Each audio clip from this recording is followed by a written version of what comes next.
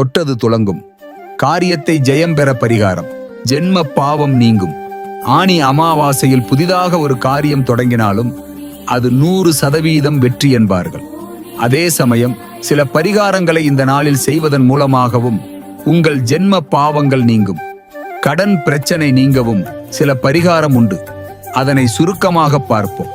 பொதுவாக ஆனி அமாவாசை தினங்களில் நாம் மேற்கொள்ளும் காரியம் லாபமும் வெற்றியும் கிட்டும் என்பார்கள். ஆனால் புதிதாக எந்த வியாபாரமும் துவங்கக்கூடாது. அதாவது நாம் ஏற்கனவே செய்து கொண்டிருக்கும் தொழிலில் போட்டிகளை சந்திக்கின்ற வகையில் புதிய திட்டங்களை செயல்படுத்துவது அல்லது ஏற்கனவே தொடர்ந்து நடைபெற்று கொண்டிருக்கும் ஒரு செயல்பாட்டில் புதிய நடைமுறைகளை அமல்படுத்துவது முதலான செயல்களில் ஈடுபடலாம்.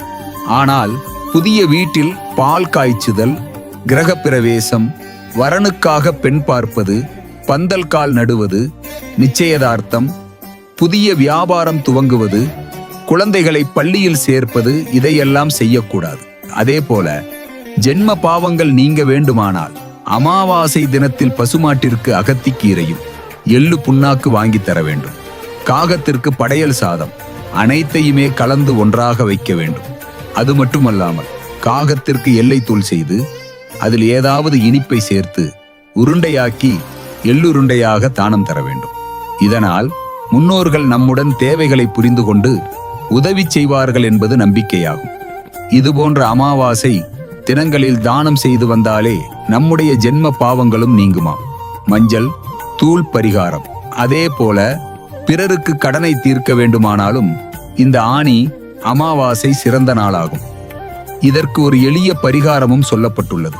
இதற்கு ஒரு புதிய மண்பானையில் மஞ்சள் தூள், குங்குமம், ₹1 நாணயம் இந்த 3ஐயும் போட்டு மகாலட்சுமி படத்திற்கு முன்பாக வைத்து பணம் தொடர்பான அனைத்து பிரச்சனைகளும் தீர வேண்டும் என்று மனதார வேண்டிக் கொள்ள வேண்டும். பிறகு தண்ணீரையும் இந்த பானையையும் அருகிலுள்ள ஆலமரத்தின் அடியில் எடுத்து செல்ல வேண்டும். அங்கு பள்ளம் தோண்டி கையோடு கொண்டு சென்ற நீரை பானையில் ஊற்றி பள்ளத்திற்குள் வைத்து மண்ணை போட்டு பானையை மூடிவிட வேண்டும். இப்போது மீண்டும் பானை புதைக்கப்பட்ட இடத்தில் கைகளை வைத்து கடன் பிரச்சனை நீங்க வேண்டும் என்று பிரார்த்திக் கொள்ள வேண்டும். இதனால் விரைந்து உங்கள் இன்னல்கள் தீர வழிவகுக்கப்படும். கல் உப்பு பரிகாரம். அதே போல கல் உப்பு பரிகாரமும் உண்டு. முன்புற அகல் விளக்குகளில் கல் உப்பை நிரப்பி வீட்டின் வாசலிலும் வரவேற்பறை குளியலறையிலும் வெளியே வைக்க வேண்டும். 3 நாட்கள் கழித்து இந்த கல் உப்பை நீரில் கரைத்து விட்டு அகல் விளக்கை தனியாக பத்திரப்படுத்தி வைத்துக் கொள்ளலாம். இதனால் வீட்டிலுள்ள எதிர்மறை ஆற்றல் திருஷ்டி நீங்கி நன்மைகள் வீட்டுக்குள் பெருகத் தொடங்கும். நீங்களும் உங்கள் வீட்டில் இந்த பரிகாரங்களை செய்து உங்கள் வாழ்க்கையில் வளம் பெற எங்கள் குழு மற்றும் சேனல் சார்பாக மனமார்ந்த வாழ்த்துக்களை தெரிவித்துக் கொள்கிறோம்.